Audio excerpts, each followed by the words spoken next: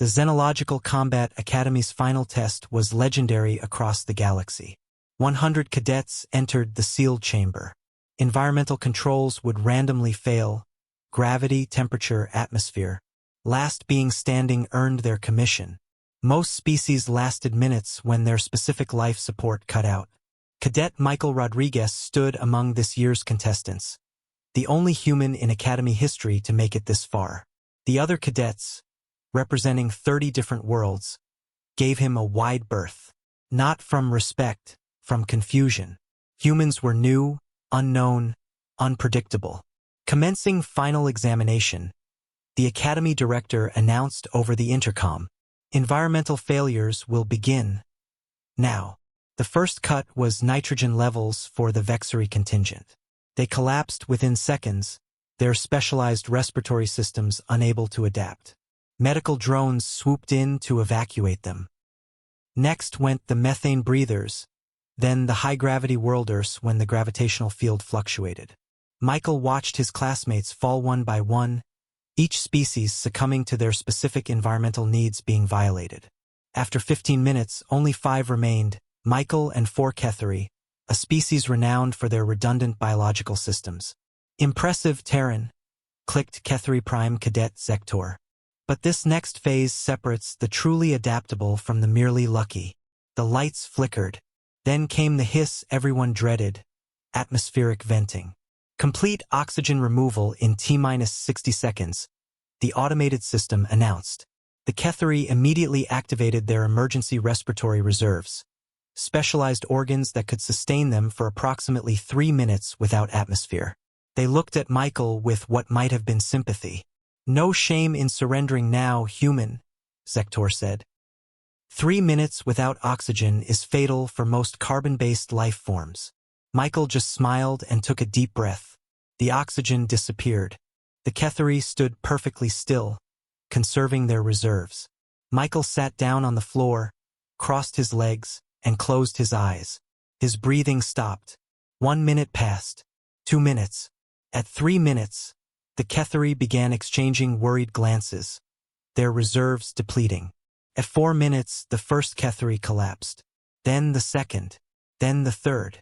At 5 minutes, Zektor's auxiliary organs began failing.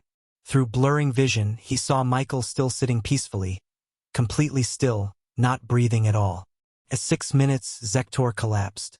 At 7 minutes, Michael opened his eyes, looked around at the unconscious Ketheri, and waved at the observation window. The Academy director's voice crackled over the intercom, pitched high with panic. "Restore atmosphere immediately." As oxygen flooded back in, Michael took a casual breath and stood up, stretching like he'd just woken from a pleasant nap. The medical teams rushing in stopped dead, scanners in hand, staring at the conscious human. How? The director had abandoned all protocol, entering the chamber personally. 7 minutes without oxygen. It's impossible. Michael shrugged.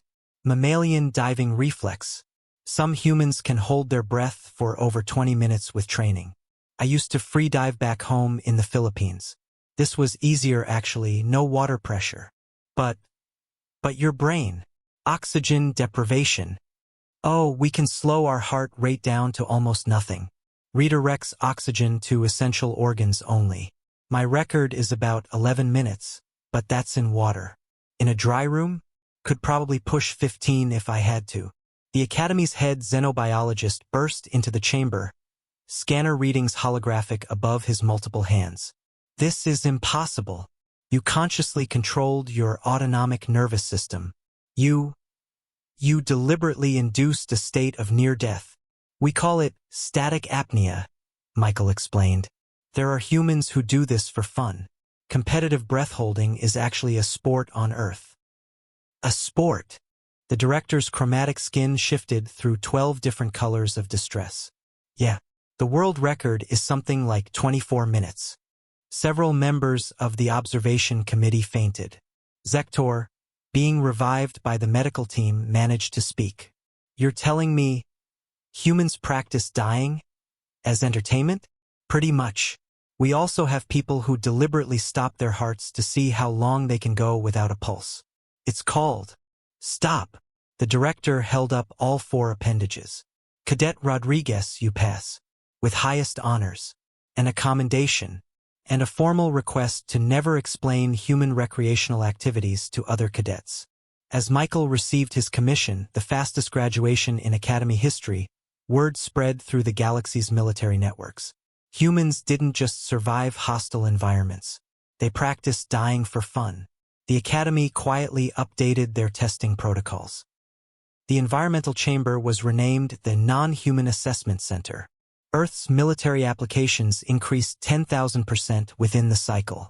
And somewhere in the Philippines, Michael's freediving instructor received a very confused thank you note from 30 different alien worlds.